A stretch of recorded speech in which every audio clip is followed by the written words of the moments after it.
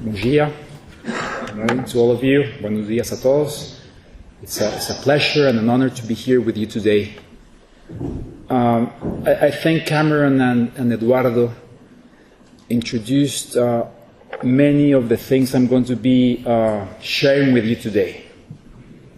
But before we go into the presentation, I would get two major words from Cameron's and from Eduardo's words. First of all, and I would like you to think about your favorite sport. If it's either futebol americano, rugby, baseball, tennis. I think here what we do is to talk about a common landscape management. Whenever if you go to a football field as a spectator or watching the TV, you're expecting to have the pitch in the right way. I think that's how I think we should actually envisage the common grounds of sustainable livestock, sustainable beef, sustainable agriculture. And despite I'm talking about sports, I do think we need to focus on the professional aspect of the sustainability concept that I will be explaining and trying to focus in the three major pillars of sustainability. So that's what Cameron said about the common grounds. Second, Eduardo mentioned that he dreamt about being the UN of sustainable beef. Luckily, we're not the UN. Yesterday, the UN produced a report that for the first time in 800,000 years, I can't imagine, but it's the highest concentration of gases. And at the end of the day, they still blame, and I have been repeating this in many of the conferences I have been, they still blame the cow. Like, and the cow will say, it's not the cow's fault. No es la culpa de la vaca. So I do think we have to get serious in talking to the UN, that it's not like the cow's fault, and I guess behind it is a lot of gas and oil and coal that actually needs to be tackled before blaming the whole of the climate change tragedies to the beef or to the livestock sector. So with these two ideas, I would like then to start my major ideas in this next 37 minutes I have left. Many of the slides you're going to be seeing here have as a baseline all the work that the GTPS has done here in Brazil and has been helping us to actually develop it at a Latin American scale.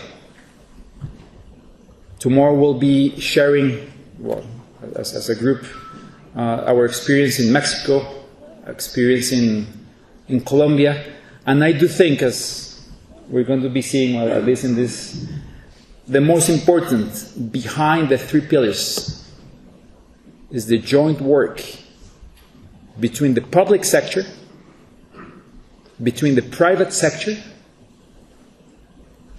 and between the science and research organizations.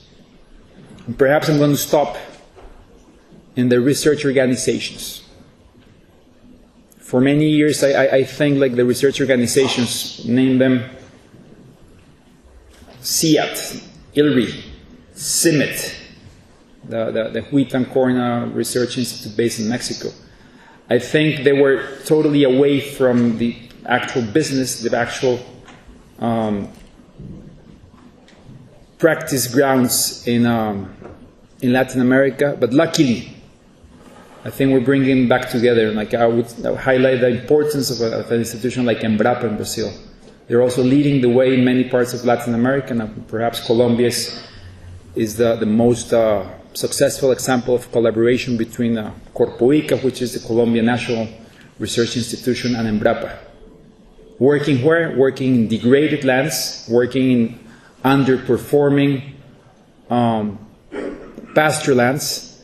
And I do think a country or a region like Latin America with 600 million hectares of pasture lands can actually commit, and perhaps it is one of my first reflections to this forum, I think we can commit to close the agricultural frontier without expanding anymore into natural habitats. I was very happy actually to see in the criteria that the GRSB has developed. For the first time, I mean, I'm seeing like the big commitment, as perhaps many of the companies that are here today, Cargill, for example, committed last month in the UN Climate Change Summit to actually setting a target for, I think it's for 2020, 2030, to actually phase out in their supply chains their deforestation tackle. But to do that, actually, the metrics and the information behind it, I think is very important for us actually to, okay, so here I think I'm getting finally the slide, but I think we're actually getting the information and the metrics right I see my presentation in front of me, but not behind me. There it is. Okay. I think I've done, I think I've said it also. Thank you very much. No, so again, and sometimes I try not to be a PowerPoint speaker. Sometimes I prefer to be more a power tongue. But there are some things I would like to highlight from this presentation. First of all, the yellow rectangle. I was asked to talk about the three pillars: environmental, sound, social responsible, and economically viable. And the major logo of this conference is building vision for our future. I do think the future is starting today. Sometimes we think like, oh, the future is in 20 years. In 20 years I'll be 64 and maybe I'll be thinking about retiring. So I would like to call the attention to the organization that perhaps it's actually building a future for today. I think the future will it's still very, very, very long, and I think we have the common grounds, the common fields, and the practice to actually make sure and to actually implement that sustainable beef is happening today. I have called, and after seeing the criteria that the GRSB has developed, I would like to highlight that here are the backgrounds to create actually a virtuous circle between what I call the GRSB plus. Perhaps I'm invading the GRSB words, but the GRSB plus is basically trying to integrate all the sustainable livestock and sustainable cattle Roundtable that we have here in Brazil. In Mexico, it was officially launched in January this year. In Colombia, it was launched in October last year. And as Eduardo presented, there were like 2 years to actually set up, from 2007 to 2009, the Brazilian one. I think we're taking our time in Mexico and Colombia. We would like to move forward to Argentina. And some people sometimes get impatient, like, oh yeah, we have been, waiting for 8 months in Mexico or in Colombia, but I do think we have to actually make sure we have common grounds, common players, and common rules to actually implement this table. So that's why I call it GRSB Plus. And even I had the chance to be last month with Rory in Colombia with the Global Agenda for Sustainable Livestock, guided by FAO, guided obviously by GRSB. I think we have this virtuous circle to make sure we can actually move forward pilot projects. We can actually move forward in talking from an NGO perspective, from a fundraising perspective, and we can actually go into the company's work. I think we can go beyond the corporate social responsibility. We have examples, we have practice to actually share. And Eduardo also mentioned in the video that things are happening productivity-wise, environmentally-wise. And like, if we can actually make sure we can integrate the private sector, like I'll try to show in the next slide, the public sector and the science-based institutions, I think we can make change happen. And again, my bottom line is, let's not blame everything on the cow. I think it's the responsibility of ourselves as people to actually make sure we can move forward in this virtuous cycle approach and working in this GRSB plus, as I called it before. This is actually a slide that Eduardo and GTS people might find common, but it's actually stolen in the good sense from them. And again, integrating public, private, and research institutions is for me and for us the common ground to actually make replication in other geographies. My big question is, can we actually close the agricultural frontier in Latin America? I think we can. And we can, if we can actually, within TNC and within the Latin American Conservation Council, where Dow, Cargill, and some other private companies are part, we're actually working in productivity.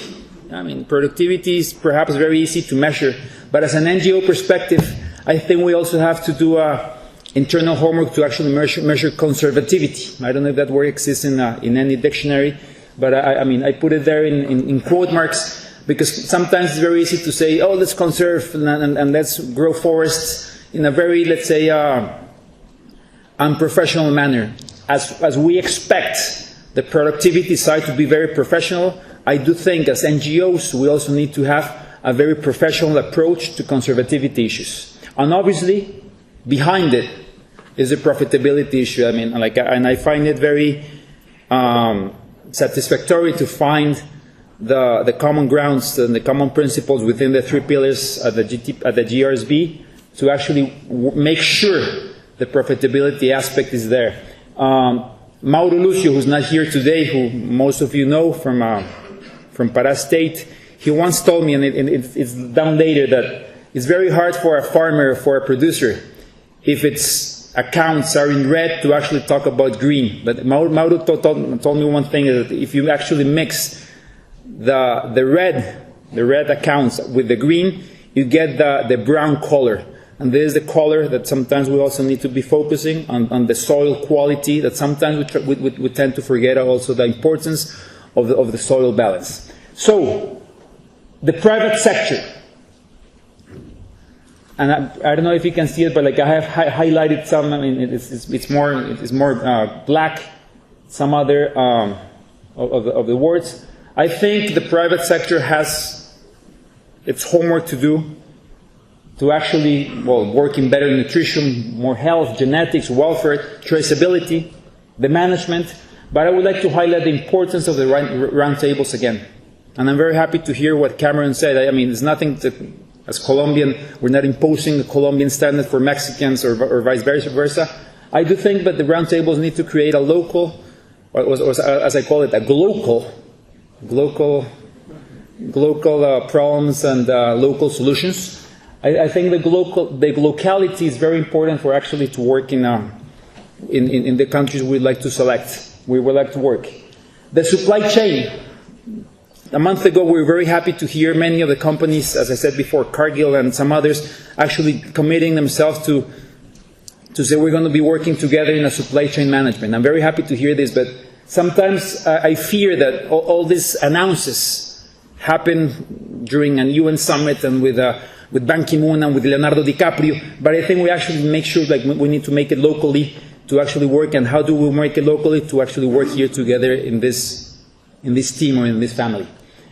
And I have a question mark. Sometimes, and there's again my NGO perspective, sometimes we work, or we tend to blame a lot the producers, the governments, the private sector, research institutions, but sometimes I'm not seeing the voice of consumers. I'm happy to work here with important supermarket chains, Carrefour, Walmart, Pan de Açúcar in Brazil, and the GTPS, but sometimes I see consumers still do not really care as sometimes we should be asking from them to actually move this type of sustainabilities. From the public sector, and again, this is the most important for a region like Latin America that still depends a lot in the public sector. And it's not to ask everything. I think Latin America is moving from a less direct subsidy scheme to a more public goods. I had the chance this morning to be in my breakfast with Elanco, with Marcio, and we're actually sharing that sometimes people just say, okay, if I'm going to be sustainable, how much will I give? Will I get more from the government? It's something we need to change, and a very cultural thing that we need to actually get moving. I think the government's concentrating, as here in Brazil with the Programa ABC, working more in the financial aspects and even risk management of adopting sustainability. I think, and there's also something I'm concerned, sometimes we tend to forget that in order to be sustainable, independent the school you want to call it, we need to work a lot in sanitary and phytosanitary measures, working together with institutions like OIE, that it's very well highlighted in the criteria. And something that sometimes I worry that governments try sometimes to establish technical barriers to trade. The WTO does not work as the UN, perhaps, as Eduardo's dream. But sometimes when the WTO standards do not work, sometimes people go to the technical barriers to trade to actually create trade barriers. And sometimes I think like this people prepare, or governments try to actually establish this type of non-transparent barriers to trade, and that's something we should need to discuss within this group. Again, as I said before, governments should also focus in the soil policy concerns. Sometimes when we export soy or corn or beef or milk, we're actually exporting soil. And again, this Mauro Lucio's quote, the red and the green should focus on the brown, of the color of the soil. As I said before, the presentation was installed. I think the research institutions are actually working very well with us as a group. In Colombia, for the Colombian Roundtable, working a lot with CIAT, with Corpoica, even with Embrapa, as I said before.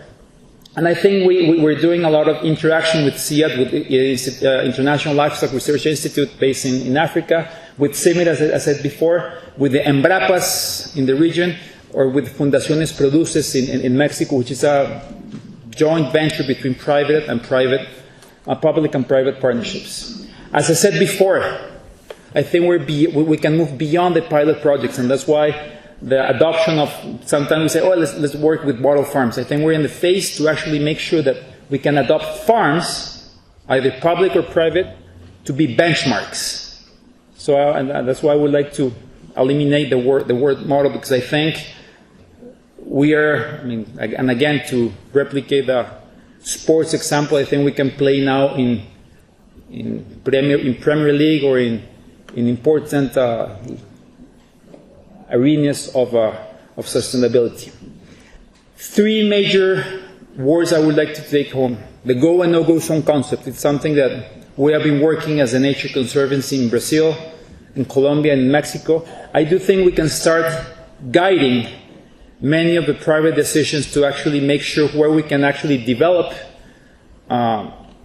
intensification of livestock, or where we can actually work under a more protected areas approach. And I'm very happy again that I saw this in the criteria that was distributed within the GRSB.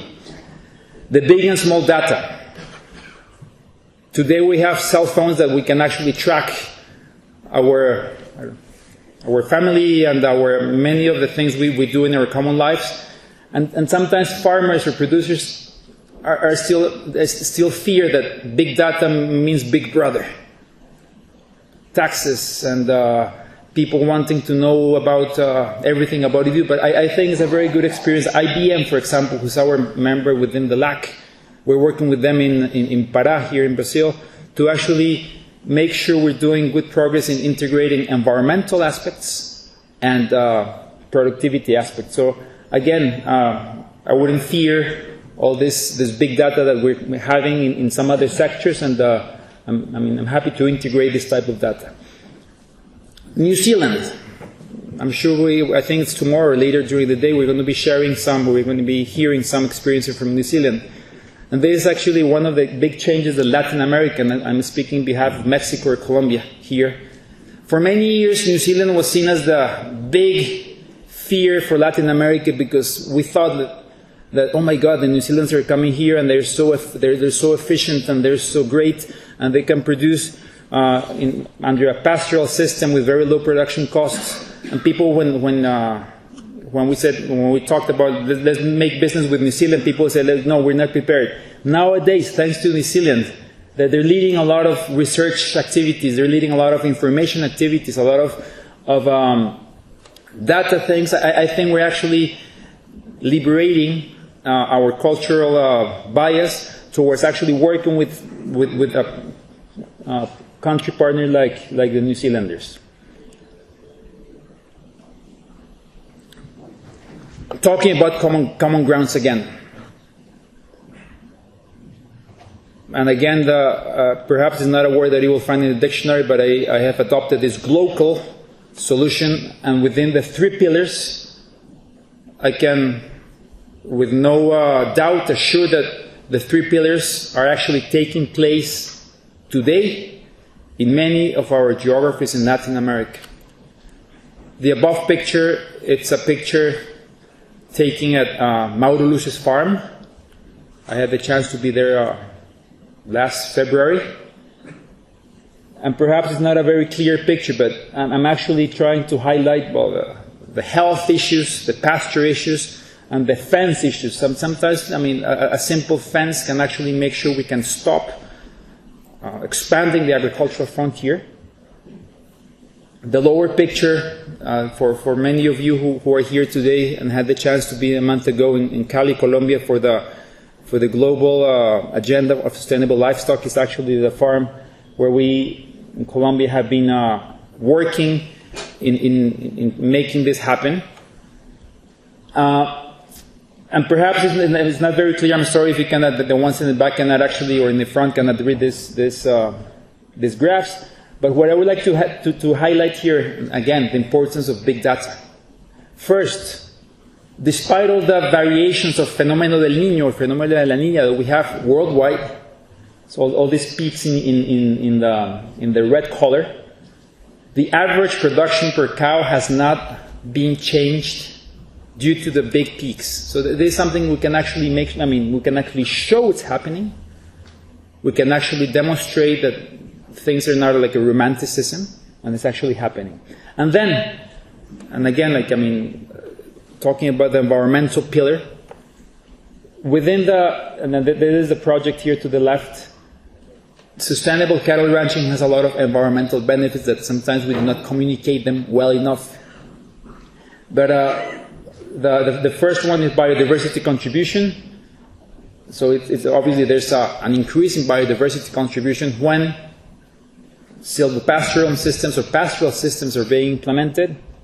There's a lot of erosion component for the hillsides, especially in the Andean region of Latin America. Water quality is improved when using this type of better management systems. At the end of the day, it's not like a science rocket issue we're working. And obviously carbon stock again increases. So the importance of the metrics is very important to actually move forward in balancing these pillars. Perhaps you have been noting that I have been recalling a lot of sporting examples, and for me, the roundtables, the GRSB, the Colombian, the Mexican should act as number 10 in the case of football, to actually make sure things are working and taking place simultaneously. This graph, I'm sure you're going to be seeing it during the day. But for many years, I think the GTPS was seen as a think tank. Oh, a think tank. But with all respect, I think more than a think tank, I think it's a do tank. Do tank. And I think you're doing a lot of doers. You're doing a lot of good things. And one of the good things you're doing is actually making sure that sustainable intensification, reducing area of pasture land, and increasing the cattle herd is one of the major purposes that, as the Nature Conservancy and as the Latin American Conservation Council, we're trying to transmit. We can actually increase food production without touching new habitat. And like all the examples, I'm sure you're going to be seeing these graphs along the day, or this for 2 or 3 days, is the best example that we're actually making progress in Brazil, and using this type of maps that the Nature Conservancy has also been moving and supporting and improving every day. Actually, Benito Guerrero, who will be presenting tomorrow the Mexican and Colombian, the Mexican Roundtable, has been leading this type of information for the past years in Brazil. Again, a question here. Worldwide, we actually always think like deforestation, Amazon biome, Amazon, and with all respect to the Brazilian colleagues, I think we're also in the phase to actually desamazonizar the debate. There are some other biomes that we should be taking care of. The Chaco region in Argentina, some other important geographies in the US, in Mexico, and I think we're in the phase with the good results that GTPS has shown for the past years. We can actually move to the other geographies, talking a bit again within the common grounds. So I have one or two more slides. I do think there are common grounds to create this virtuous circle within the GRSB Plus. How can we actually make it happen? Perhaps a little reference to a very important project that we recently started between the Nature Conservancy, Walmart, and Marfrig in the Pará state, to actually make sure we are doing monitoring, conservation outcomes, profitability. And I think we have common grounds to make happen. And these two pictures are not in the same geography. This is not like the pictures when you actually take the pill to reduce your belly. But basically what we're trying to make happen in the region is to pass from an underperforming area to an environmental, social, and economic profitability situation. The Nature Conservancy, as many other NGOs, were moving from a pure conservation environment to a conservation with development environment. And vice versa, many of the companies, of the private sector companies, are also moving from a development with conservation. So I think it's a dual word. The left-hand side picture is in the Amazonian state of Caquetá, where a dairy company like Nestlé has been also investing a lot in creating the new generation of farmers. This guy's name is Jesus Martinez, father of our Colombian Agent 007, because his son is named James Bond Martinez. James Bond spelled Yensbont, but anyways, our Colombian James Bond. And actually, I do think we have common grounds to make it happen. And here, as a speaker in this event, perhaps I would like to suggest the executive committee, Cameron, Rory, and the others, Eduardo, to actually think about like a 10-year work plan within the GRSB Plus, driven obviously by the GRSB, and integrating some of the aspects of, for example, of the multi-stake platform of the FAO that we had the chance to host last month in Colombia, working with this, and these are the FAO's or the MMSP major objectives: closing efficiency gaps, how can we actually work together with natural grasslands, and how can we actually make economic profitability from waste. With 4 major components. Perhaps one aspect we should, as a group, be working here, can we actually establish a sustainable livestock fund or sustainable beef fund? We have been discussing this with Dow, for example, with Eduardo Bastos at the Latin American Conservation Council. The IDB will be launching soon a sustainable agriculture fund, but I do think this is the right space to actually talk about this type of ideas, because sometimes we rely on the private sector, sometimes we rely too much on the public sector, but I do think we can, if we can create a multi-stakeholder platform to support this type of projects, it's an idea I leave here in the scenario today. Second, I have been mentioning about the importance of taking deforestation from major supply chains. What else do we need? sometimes I also worry that it's sometimes like driven by the moment. The FAO, the UN Climate Summit, the Consumer Good Forum, the Tropical Forest Alliance. Again, this morning during my breakfast, we're talking about the TFA. And sometimes the TFA is only talking about like tropical forest in Brazil or Indonesia for the palm oil. But some other biomes are being left behind. And like I think this is the right scenario to actually say, wow, watch out, because there's some conversion process that are moving in some other geographies, again, Chaco, Selva Yucateca in Mexico, Los Llanos in Colombia, that we can actually work together in this type of scenarios. And forestry components. In many parts of Latin America, forests and cattle usually never got together well. But I do think, and like there's an International Livestock Research Institute data, that for the next years, from the 24 million tons that the world will be demanding, 20 will be coming from developing countries located in the tropical frontier. I do think, and not only from the silvopastoral view that we saw in Colombia, I do think that forests can coexist and can actually contribute to all this 800,000 years that UN said like the world was not contributing. I do think like there's an important thing, and like I think we're going to be seeing tomorrow the importance of the FSC, the Forest Stewardship Council guidelines, to actually see how we can work together and coexist. Within the guidelines of the criteria, I only saw the reference once, perhaps I'm wrong, to the education component. I do think it's a very important need or a call from the GRSB to actually make sure that we can have more Jesus Martinez's in this, I call it relevo generacional, in this new generation of producers, more embedded in technology, more embedded in sustainability, because 20 years fly very quickly, and like I think we do have the responsibility to work together with universities, schools, to make sure like these people will be ready, taking action in the next, not only in the next generation, today. So, there's my last, I have 6 minutes and the red light starting to beam.